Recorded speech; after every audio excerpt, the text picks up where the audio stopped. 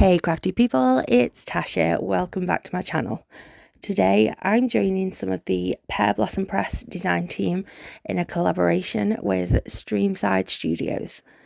I've got this adorable new stamp set to play with, and there are so many cute images and sentiments in this. Oh, I love it. I'm going to be making a card for my brother, sister-in-law and nephew because they've just welcomed another special little man, and I'm just so excited to meet him. Let's start by stamping our images. As these are new stamps, I'm prepping them by rubbing the palm of my hand over them. Just going to remove that shiny coating that you have on new stamps. And this is going to prepare them to receive ink so much better. Stamping them onto some Nina 80 with VersaFine Onyx Black ink so that we can emboss them in clear gloss. Now I'm stamping twice to get a really solid black line because A, I think that looks a lot better, but B, I also want to make sure that the whole image is evenly wet so that I get an even coverage of my embossing powder. This is going to give us a really crisp image, and this is my preferred method of getting black embossed images. I love doing it this way because it means I never have to worry about the ink smearing. I'm just way too impatient for drying time, and this cuts that out completely. Now let's colour our images. I'll be using my Copic markers today.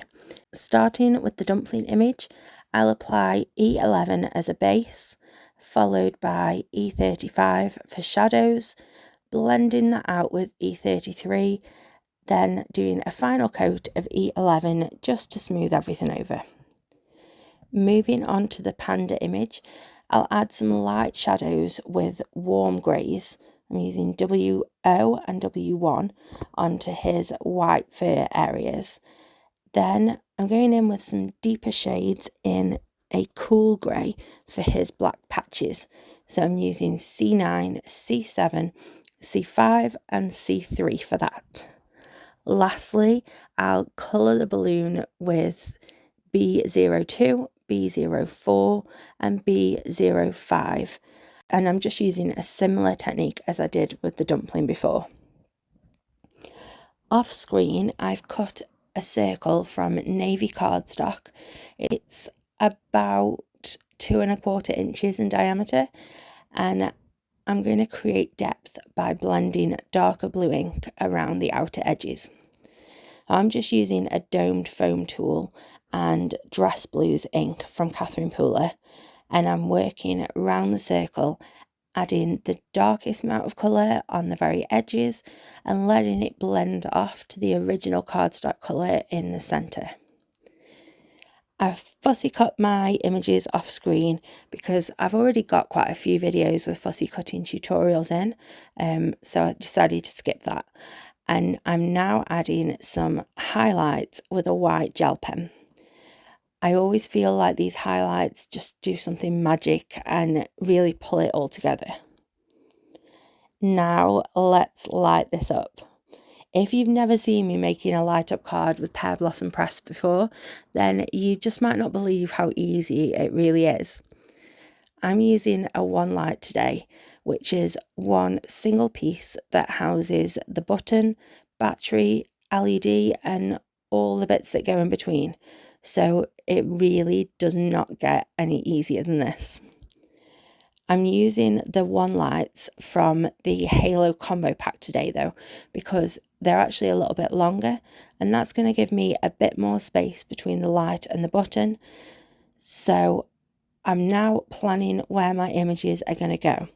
I'm just getting an idea of where my light's going to be, and then I can use the smallest circle die that I have to cut a hole in my blue circle piece, and that's going to be where my light goes.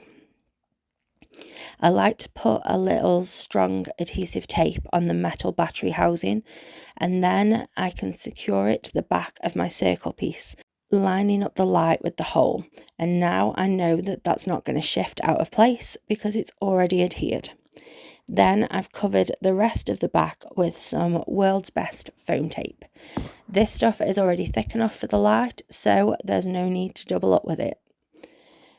I want my panda to be sort of popping up from behind the dumpling, so I've trimmed off the white border on the dumpling and I'm adhering the panda in place with a line of strong liquid adhesive. I also like to pinch the pieces together with my reverse action tweezers whilst the glue dries so that I can be sure it's not going to slip, and then I'll set that aside. I was feeling like the circle was missing something, so I'm adding a quick dash line border all the way around with my gel pen.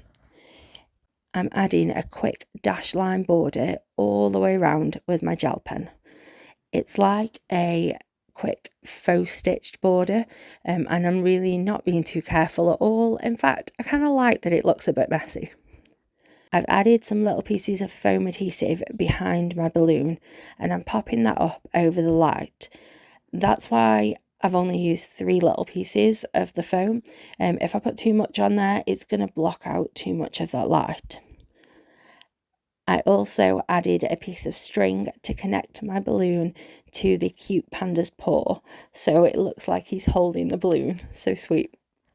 Now let's work on the background panel for my card. I've got an A2 panel of Nina £80 and I'm stamping another of the pandas plus my adorably punny sentiment directly onto it. Repeating the same steps as I did for my other images to be sure that it all matches.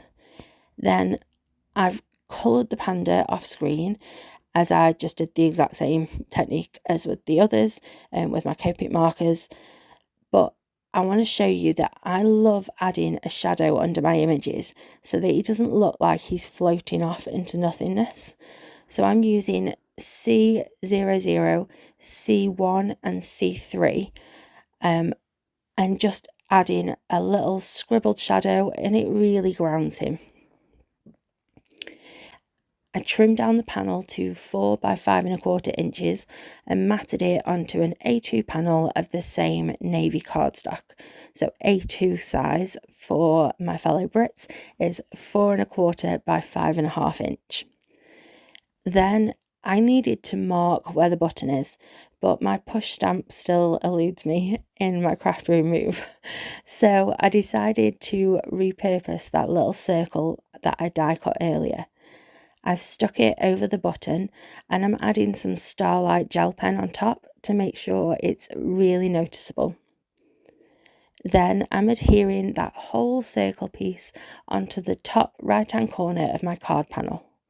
Lastly, I'm adding a dashed border around the card and the button as well for a cohesive look. And there you have it. I'm absolutely loving how this card turned out with its adorable images and the added touch of the light feature. I hope that my recipients are going to adore it too. Don't forget to check out the giveaway that's happening over on Instagram for this collaboration. The link is in the description box below, along with all of the supplies that I've used today. Or you can head over to my blog for a visual supplies list, and you're also going to find some additional photos and details there too. If you haven't already, please consider subscribing and sharing this video with your crafty friends. It would mean the world to me. Have a lovely, happy, safe and wonderful week. Stay crafty. Bye.